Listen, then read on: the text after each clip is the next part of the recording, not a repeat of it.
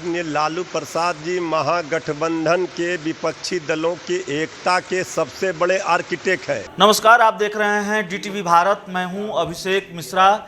जमानत मिलने के बाद राजद सुप्रीमो लालू प्रसाद यादव कुछ दिनों तक स्वास्थ्य लाभ ले रहे थे, लेकिन अब लालू प्रसाद यादव एक्टिव पॉलिटिक्स में नजर आ रहे हैं, राजनीति में पूरी तरह से सक्रिय नजर आ रहे हैं। और जाहिर तौर पर यह सवाल लगातार बड़ा हो जा रहा है कि लालू किस खेल की, किस राजनीतिक खेल की, किस सियासी खेल की स्क्रिप्टिंग कर रहे हैं और कितना बड़ा खेल देश की सियासत में और बिहार की सियासत में होने जा रहा है। दरअसल आरजेडी ने ही इस बात का खुलासा आज कर दिया है। आरजेडी प्रवक्ता मृत्युंजय तिवारी का जो बयान आया है उससे बहुत हद तक ये संकेत मिल गए हैं कि लालू प्रसाद यादव की लगातार जो मुलाकात हो रही है देश के बड़े नेताओं से, या फिर देश के बड़े नेताओं की मुलाकात हो रही है लालू प्रसाद यादव से, तो ये खेल क्या है, किस चीज़ की तैयारी हो रही है और आने वाले दिनों में सियासत की तस्वीर क्या होने वाली है। तो हम सीधे मृत्युंजय तिवारी का आपको बयान ही सुना देते हैं, उसके बाद हम इस पूरे खेल पर, इस पूरी सियासत पर चर्चा करेंगे।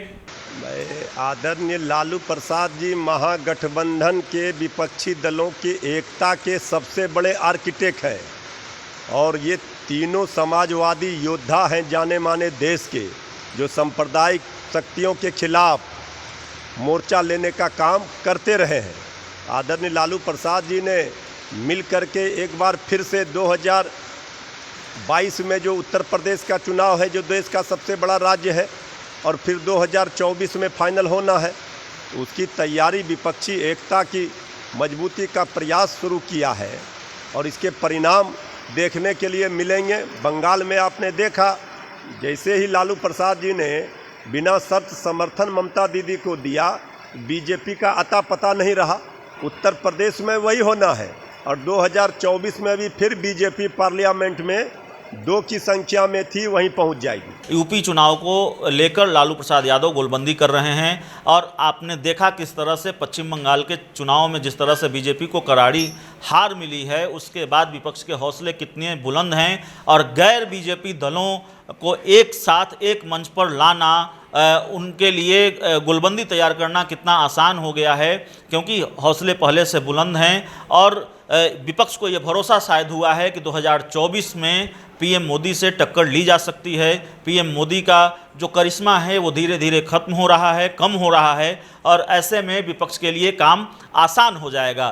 तो लालू यादव शायद इसी के सूत्रधार बने हुए हैं। लालू की अपनी मुश्किलें भी हैं, वो कब तक जमानत पर बाहर रह पाएंगे।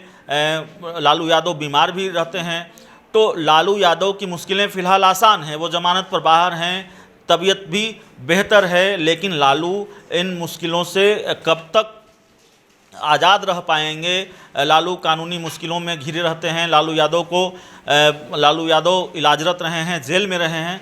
ऐसे में कितनी देर तक, कब तक वो इसके सूत्रधार बने रहेंगे, कब तक विपक्षी गोलबंदी की कवायद वो करते रहेंगे, यह भी देखना होगा। लेकिन फिलहाल लालू यादव की नज़र उत्तर प्रदेश के चुनाव पर है। यूपी में अगर गैर बीजेपी दल या वहाँ के स्थापित राजनीतिक पार्टियाँ जो वहाँ विपक्ष की भूमिका में है, वो बीजेपी को रोकने में कामयाब हो जाती है, तो जाहिर तौर पर देश की सियासत में एक बड़ा बदलाव देखने को मिलेगा।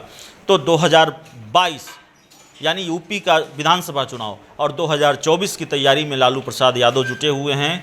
2024 और 2022 के लिए एक गोलबंद कर रहे हैं, विपक्षी नेताओं को एक स्क्रिप्ट तैयार कर रहे हैं। और ख़ासकर बिहार में जिस तरह से एक खेल की संभावना नज़र आती है, उस खेल पर भी नज़र है। बिहार में सत्ता का समीकरण भी बदल सकता है। लालू यादव की नज़र जेडीयू बीजेपी के टकराव पर है। लालू यादव ने एक तरह से नीतीश कुमार को भी हरी झंडी दे दी है, संकेत दे दिए हैं ये कहकर कि वो पहले भी हमारे साथ रहे हैं। तो लालू की भूमिका यही है। और आज जिस तरह से मृत्युंजय तिवारी ने जो बयान दिया है, उससे पूरी तरह से साफ हो गया है कि लालू चाहते क्या हैं, लालू करना क्या चाहते हैं और कर क्या रहे हैं।